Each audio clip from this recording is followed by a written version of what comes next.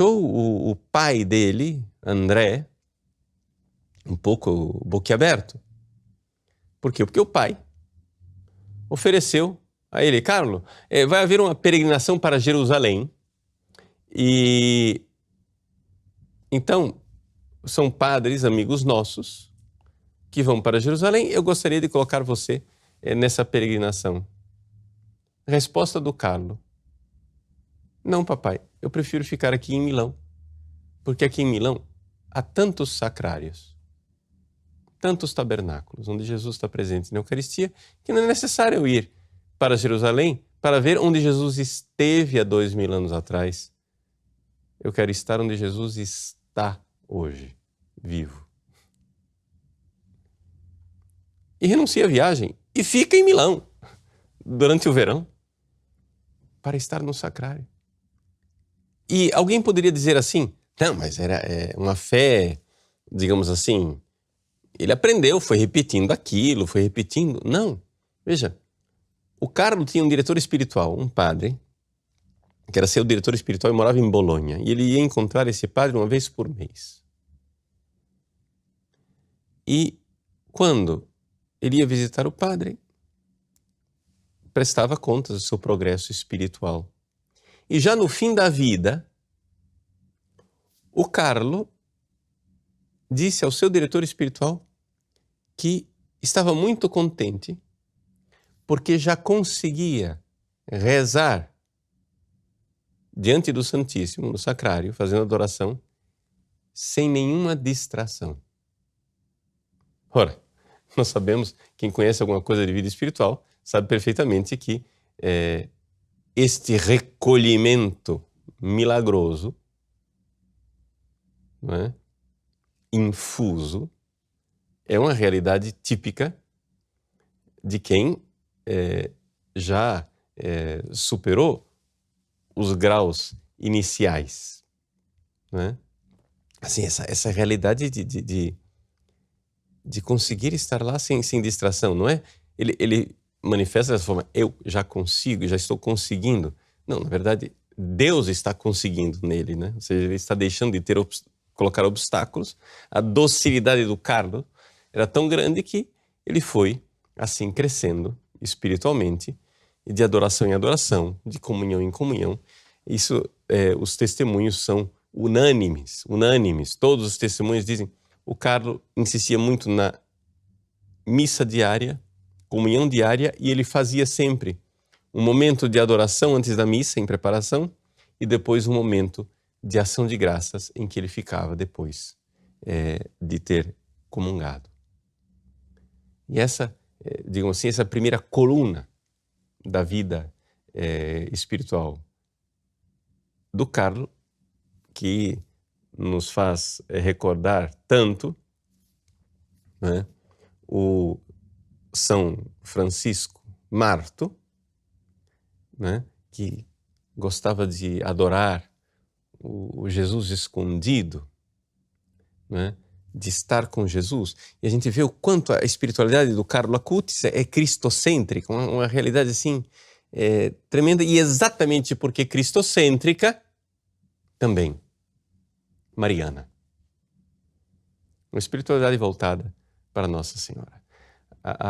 Por quê? Porque uma das realidades da mensagem de Fátima, quando Nossa Senhora aparece para ensinar que nós devemos fazer os 5 primeiros sábados e todos os meses, o que é que Nossa Senhora ensina? Ensina a confessar, comungar bem, né? Já falaremos da confissão na vida do Carlos, mas ensina também a oração íntima. Isso é uma coisa que pouca gente se dá conta na mensagem de Fátima. Nossa Senhora pede para rezar o terço, mas depois ficar pelo menos 15 minutos meditando os mistérios. O que é isso? É oração mental, é oração íntima. É oração contemplativa. E essa realidade de contemplar os mistérios e de vê-los com uma maior profundidade é algo que a gente vê claramente que o Carlo Acutis foi conduzido pela mão, assim, o próprio Espírito Santo foi conduzindo aquele menino, dando passos de gigante para que ele crescesse espiritualmente. Então, uma das orações contemplativas dos mistérios é o Santo Terço. E o Carlo não tinha dúvida, né? O terço diário. Se possível, o rosário, mas pelo menos o terço diário. Ele andava com o seu pequeno terço enrolado no pulso, quando andava de bicicleta para cima e para baixo, né? E levava os outros a rezarem o terço. E quando a gente vê esse menino falar do Santo Terço, você vê claramente, quem entende alguma coisa de vida espiritual, vê claramente que ele, ao rezar o terço, tinha refeições espirituais. Ele tinha uma refeição espiritual quando rezava o terço. Não era simplesmente uma devoção, porque Nossa Senhora pediu, então deixa eu me livrar do terço. Você vê claramente que ele conseguia realmente estar na presença de Nossa Senhora.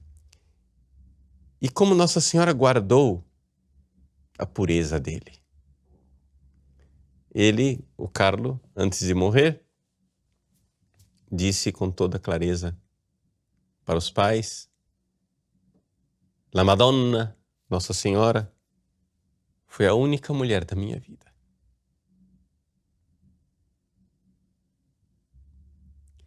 E ele morreu em 2006. Ele não tinha diários, porque ele achava que essa coisa de diário era coisa de meninas. Mas muito daquilo que era o Carlo foi descoberto depois que ele morreu. Como? Através dos computadores. Por quê? Aquilo que ele deixou nos computadores de histórico. Primeira coisa, não havia o mínimo traço, zero, absolutamente nada, o mínimo traço de um site menos puro. Não estou falando nem de pornografia. Um site escandaloso, nada, zero. Pureza total. Pureza total.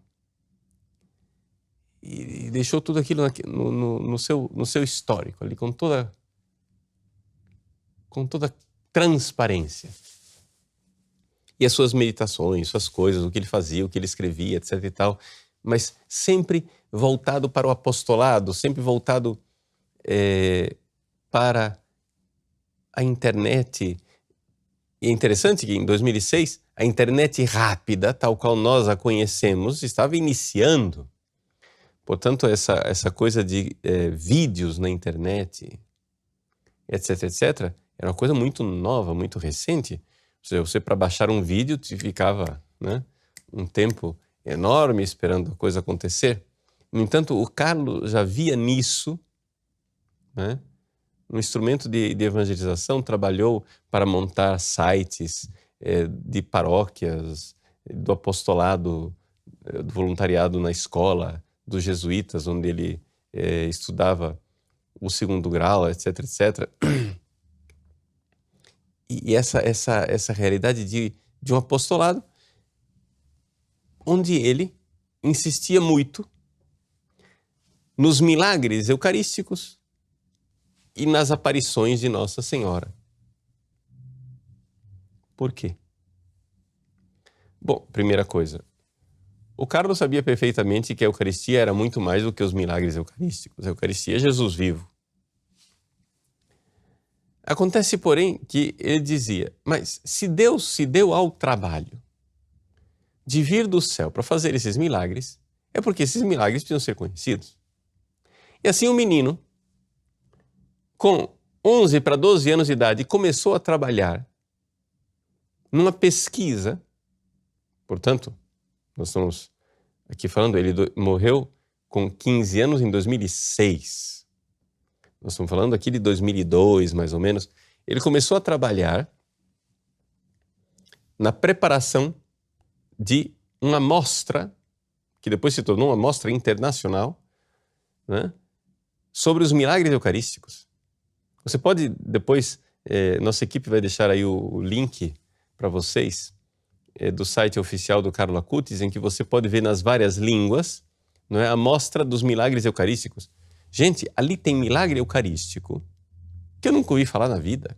Esse menino fez uma pesquisa tão extensa, mas inúmeros milagres eucarísticos, uma coisa assim espantosa. E ele levou 4 anos, a mãe, ela atesta, né, todo o esforço. Ele fazia com que os pais viajassem com ele para poder colher fotografias, material de pesquisa, informações, livretos sobre os milagres eucarísticos, material que não estava ainda disponível na internet.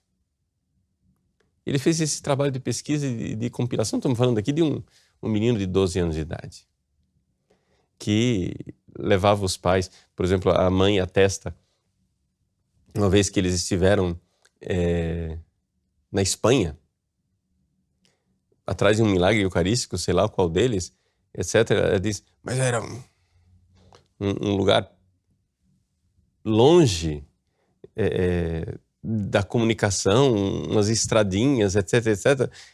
Ela apavorada disse, Carlo, mas se o carro parar aqui, nós estamos perdidos aqui no meio desse país que nós não conhecemos.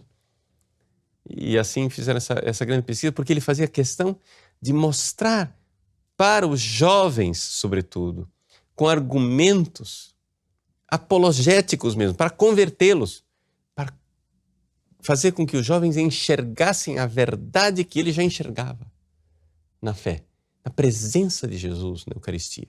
Os milagres não são a presença de Jesus na Eucaristia, mas os milagres apontam, mostram, divulgam o sobrenatural que está na Eucaristia. E assim também ele fez também uma mostra, uma pesquisa sobre as aparições de Nossa Senhora. E sobretudo o Carlo tinha muita devoção a Nossa Senhora de Lourdes e a Nossa Senhora de Fátima. Indo a Lourdes com os pais, ele, já nos últimos tempos de vida, ele teve a oportunidade de, durante a viagem, levar consigo as memórias da irmã Lúcia de Fátima. E nessa viagem, no carro, ele ia lendo para a família trechos